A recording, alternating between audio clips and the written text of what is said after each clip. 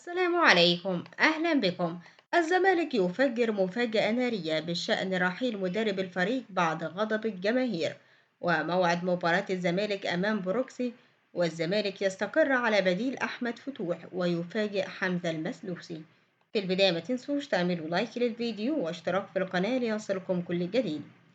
كشف الإعلامي أحمد حسن مفاجأة بشأن رحيل جوميز المدير الفني لفريق نادي الزمالك عبر صفحته على موقع التواصل الاجتماعي فيسبوك. وكتب أحمد حسن مصدر بالزمالك: لا نية لرحيل مدرب الفريق، نقدر غضب الجماهير من بعض النتائج السلبية، لكننا نثق في المدرب تماما. إدارة الزمالك ترى أن جوميز نجح في المطلوب منه بالفوز بالكونفدرالية إلى جانب ضمان المشاركة في البطولة الإفريقية خلال الموسم المقبل. الإدارة ترى أن مباريات الدوري في الوقت الحالي تحصيل حاصل، والمدرب يقوم بتجربة كل اللاعبين للوقوف على العناصر الأفضل التي ستستمر معه في الموسم المقبل. وأشار المصدر أن الإدارة تدعم المدرب وبشدة وتسعى لتذليل كل العقوبات أمامه في الموسم المقبل وسد النقص في بعض المراكز داخل الفريق. وكشف الإعلامي أمير هشام عن رحيل نجم الزمالك إبراهيم نضاي عبر حسابه بموقع التواصل الاجتماعي. وقال أمير هشام: نضاي يرحل عن الزمالك وجلسات من النادي معه لجدولة المستحقات بدلا من شكوى النادي. موعد مباراة الزمالك أمام بروكسي في كأس مصر.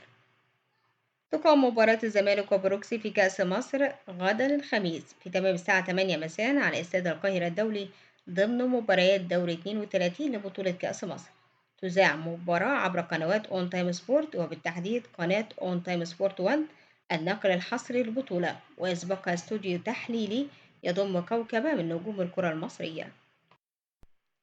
الزمالك يستقر على بديل أحمد فتوح. يأتي ذلك في ظل انتهاء عقد اللاعب الغاني إسحاق يعقوبو مع البنك الأهلي بنهاية الموسم الجاري، ويرغب الزمالك في ضم اللاعب لتدعيم الجبهة اليسرى في الموسم المقبل في ظل عدم وجود بديل لأحمد فتوح.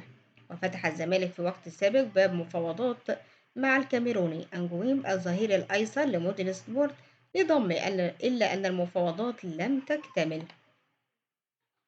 وكشف الإعلامي أحمد حسن مفاجأة بشأن تجديد عقد حمزة المسلوسي لاعب نادي الزمالك عبر صفحته الشخصية بموقع التواصل الاجتماعي. وكتب أحمد حسن مصدر: الزمالك يقرر تجديد عقد حمزة المسلوسي ورفض كل العروض العربية.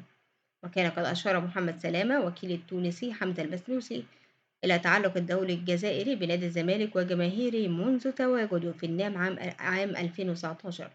وقال سلامة في تصريحات مع الإعلامي أحمد حسام ميدو: ليس هناك أي عروض رسمية للتعاقد مع اللاعب، ولكن هناك عروض شفهية فقط من أجل الاستفسار عن القيمة المالية.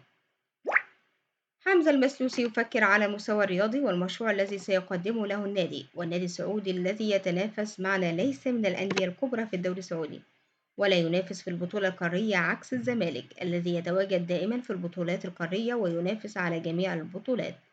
على المستوى الرياضي، حمزة يشعر براحة كبيرة في مصر، وكذلك من الناحية العائلية فهو سعيد للغاية، ولكننا نبحث عن التقدير المادي أيضا.